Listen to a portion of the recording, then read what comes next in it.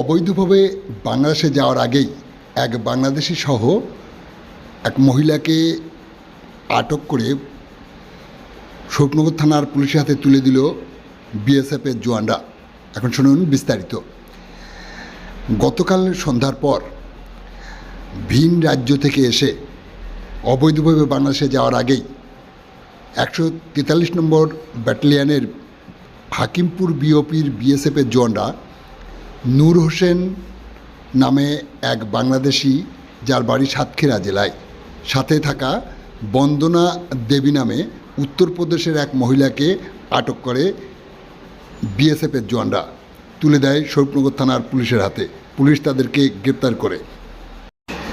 স্বরূপনগর থানার পুলিশ গ্রেপ্তার হওয়া ওই বাংলাদেশি সহ ওই মহিলাকে পরবর্তী আইনি পদক্ষেপ গ্রহণ করার জন্য বসিরহাট মহকুমা আদালতে পাঠায় আজ দুপুর 1টা নাগাদ। ওই মহিলার বাড়ি উত্তরপ্রদেশে। আপনারা দেখছেন সেই সময়কার বিশেষ মুহূর্তের ধারণকৃত ভিডিও চিত্র আজকের স্বপ্নগর পত্রিকার অনলাইনে। আমাদের সাথে থাকুন, দেখতে থাকুন।